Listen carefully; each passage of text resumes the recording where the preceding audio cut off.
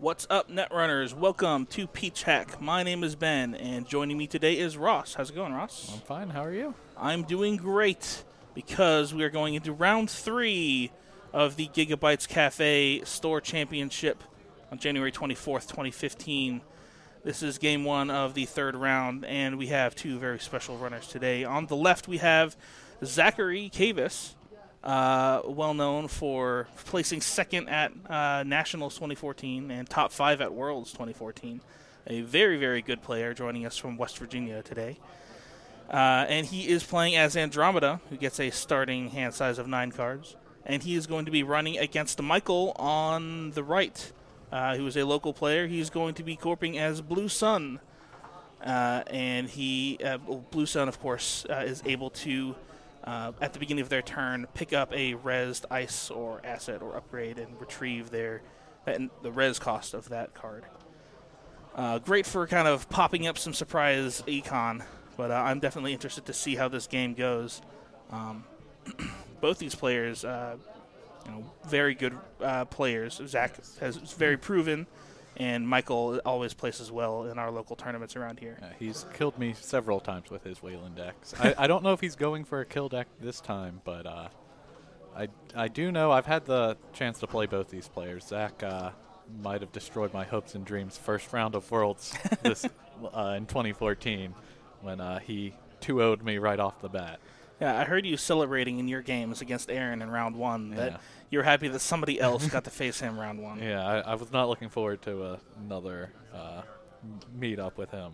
Yeah. But an interesting Andromeda start here, getting out all the security testing, Data Sucker Fairy. Yep. And there goes Fairy. Power shutdown, goodbye Fairy. And a pretty standard start for Wayland as well, just ice credit.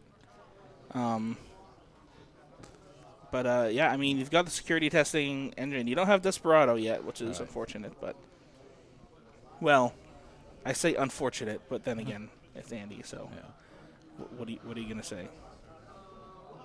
That's fine. So, Michael also using a marker to show where security testing is. is. Very kind. Also, I like how Michael has his credits very nicely organized. He does a nice rows of 5. It's very easy to read. Commenting on how people have their things laid out. And the posted bounty sleeves, just adding a little bit of excitement. Out comes Caduceus. And no Fairy. No Fairy. Of course, I mean, how often do you want to use Fairy on Caduceus? Yeah. And, I mean, you're Andy, you have a Link. And it looks like Michael isn't pumping any of these traces, so it's just going to happen. Zach, as Andromeda, you're going to... It costs you 2 to prevent them from getting from 3. That's generally a good trade. Sure. And then only 1 more to access. I think you got to take it here. And I see 2 legworks in Zach's hand. I think he's hoping to hit one of those soon. Out comes Masanori. That's an exciting card to play against Wayland. That's very true. You're going to want to make sure that you have your barrier breakers to dodge the end the runs. Right. Lest you be tagged. Yeah. Especially, I mean... I guess it's okay because he in and of himself prevents you from wanting to run 4th click. True. Which you don't want to generally do against Wayland anyway. I think I see an off the grid in Michael's hand. Oh, that's interesting. That would imply he's probably not playing... He's not going the Scorch plan, but Zach putting his programs behind his resources in a very unusual move. And is that 3 legworks in hand? And a Yogg? It's at least 2.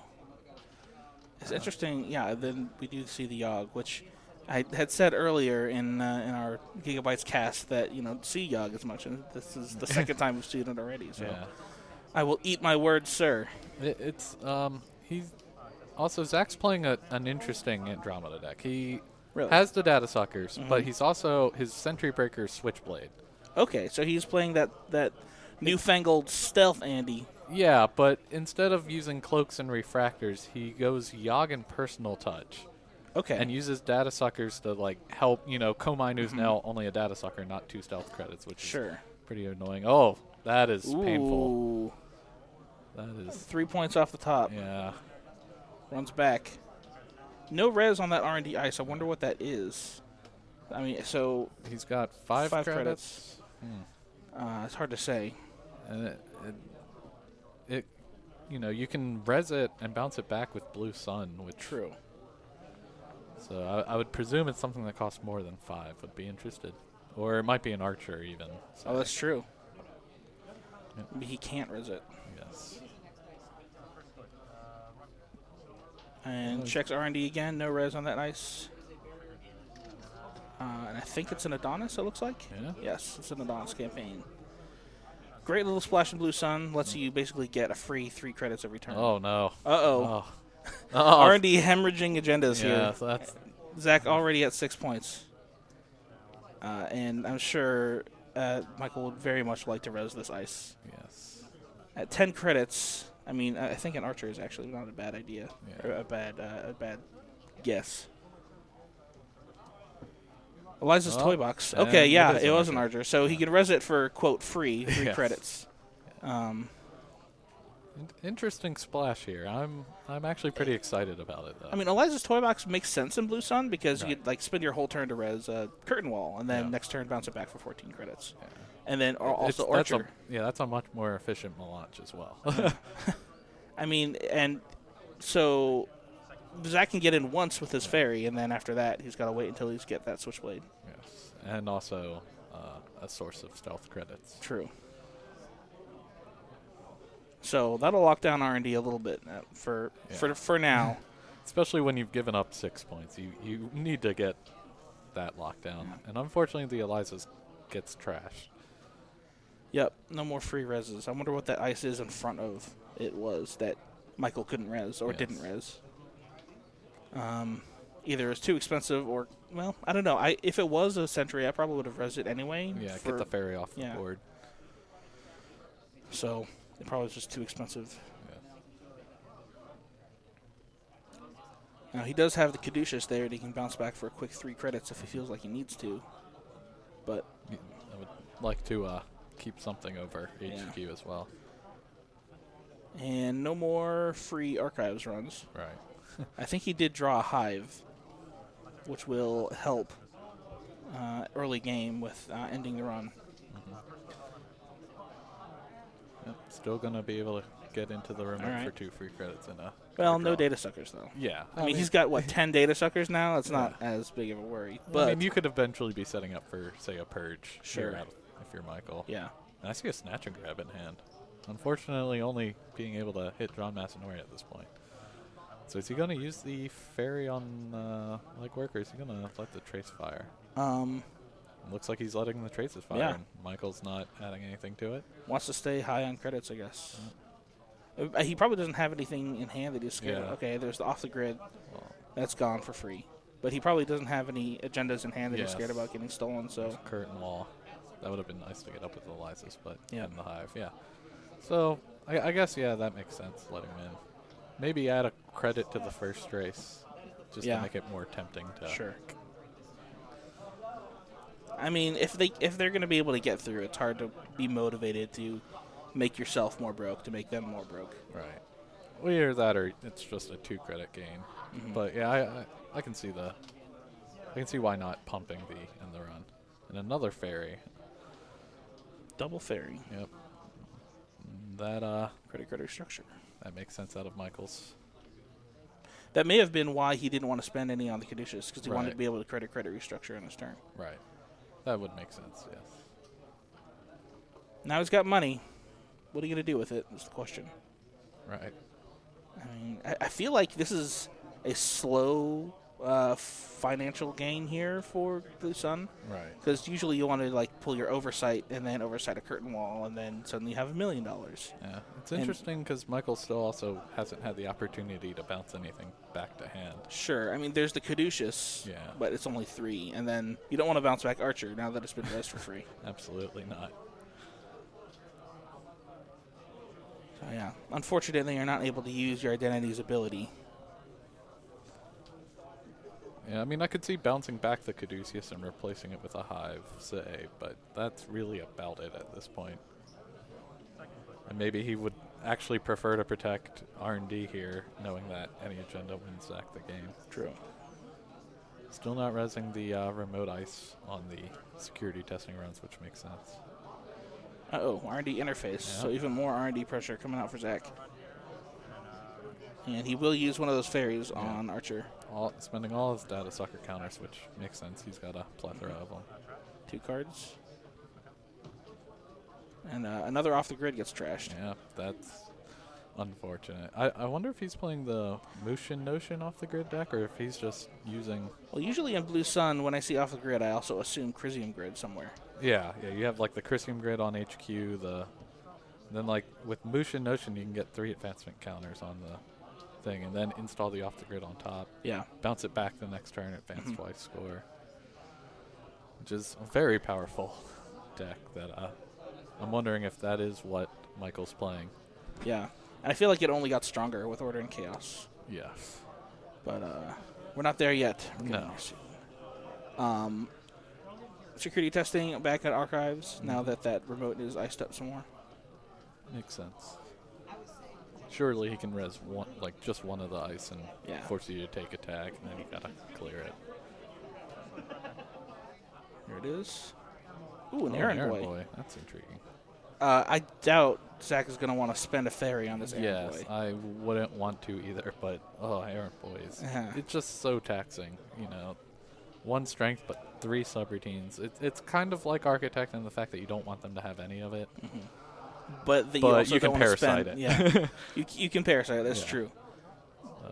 So it's it gonna, looks like it's going to let it all fire. Yeah, 2 draws and a credit. Right. Maybe he'll legwork now, seeing Michael having drawn a couple cards. That's true. That is kind of dangerous when all you've got is the Caduceus over HQ. But it doesn't look like Michael drew any agendas, so.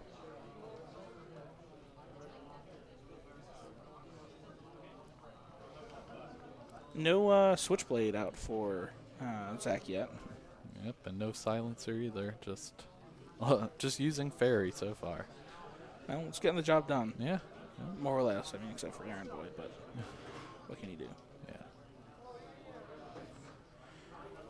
So where do you hit at this point if you're Zach? Do you just take credits? Do you draw up? Yeah, I'm trying to think really what, like, Blue Sun's got no points, but they're starting to get stabilized here. So I would like to, maybe try and see a rig be set up, like, because I see a special order in hand that can get you like Corroders. He's got the Yogg in hand, but I don't know. He's kind of hurting on credits. A Desperado would be really nice. I mean, maybe you legwork here to see if Michael drew an agenda in those 2 cards. Oh, he's going for a Siphon Play instead. Ooh. And I think you got to ferry this, so he can't. Well, I don't know. He's got a lot of money. Huh. Well, if he's got the special order, I think using the fairy and then special ordering for a silencer. That's all 3 fairies. Yeah. In the trash. And now he's got to clear tags. And what was that? Click 1 or 2? That was click 2. Okay. He's security testing Archives. Right, and then trick the tags. Right. And finally getting a bounce back with Michael. Bouncing back to Errand Boy. Right. Icing it up back again and then covering HQ.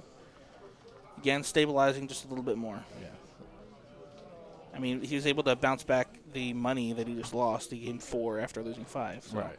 No big hit.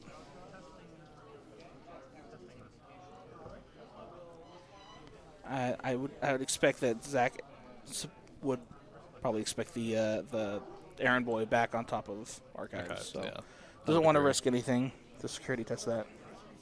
Yeah. Letting your opponent either draw 3 or gain 3 credits or something in between is never a fun proposition. Yeah, Zach going to drawing. I presume he's looking to basically just try and set up, allow himself to basically eventually set up just being able to see, say, 2 cards out of R&D each turn. Try and find a Desperado. Yeah, there's the personal touch. And the silencer as well. Yes. Yeah, he's finally got a silencer going. More money for Michael. Yep. Which structure click 1. Just I guess he's going to try and keep icing up, but you can't keep the runner out forever, is they? No. I mean, what you've got to do is get enough money so that you can res ice early to get the lead that you need in the early to mid game. Yeah. Because once you get into the late game, runner is going to be able to get in anywhere. Yeah. Just unfortunate that his R&D coughed up 6 points super early. Yeah. So he's having to play the very hard mode. Mm-hmm. Zach drawn up a bit too. Yeah. I think I see a Ghost Runner. That's fantastic. Oh yeah. Because now he doesn't need to go find a second silencer. He can still get through Archer.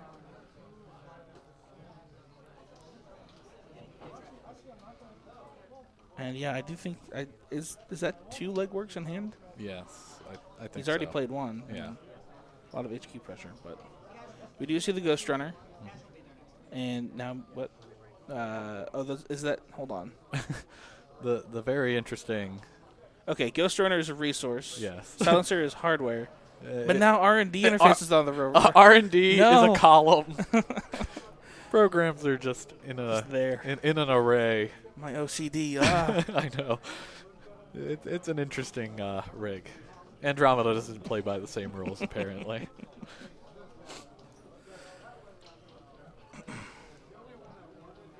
So is he debating whether to... Well, he's got a discard. Okay, yeah. so he's actually on a discard at legwork here. And Yeah. Michael installed in the remote and took 2 credits. All right.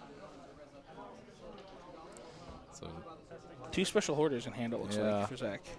So he can... Okay. I expect here either the Switchblade or the Corroder. right, he's gonna There get it the is. Switchblade. Might try to make an R&D hit. Yeah, Or- it would or be HQ. It'd be his 3rd click. Yeah. Or maybe just setting it up for a later Mm-hmm. turn, yeah.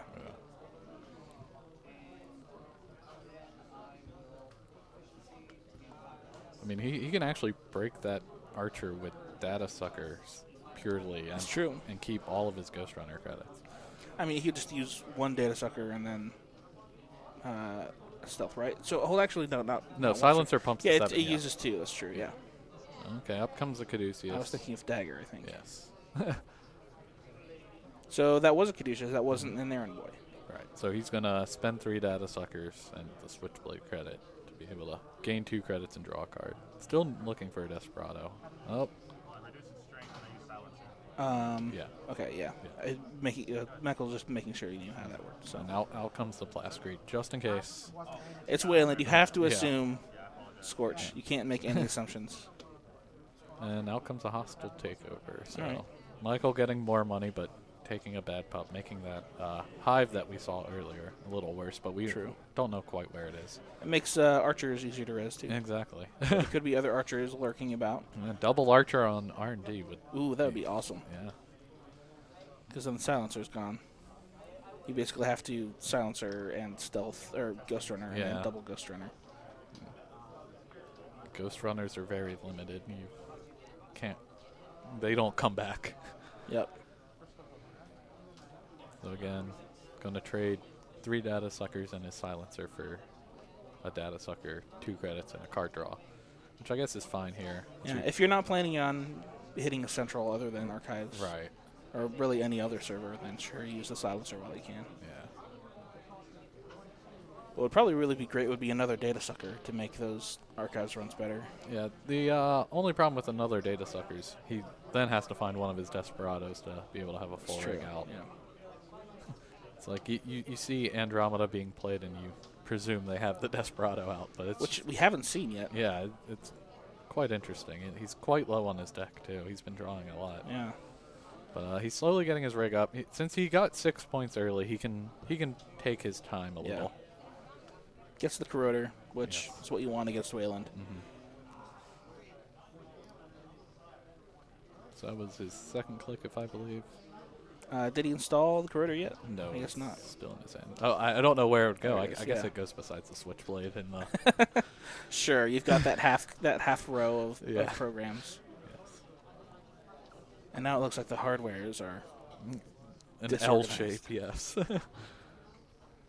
providing the cornerstone. Yes. Oh, Ooh. and down goes John Masanori. And yeah, he can pump this enough. Yeah, I got think plenty of he money.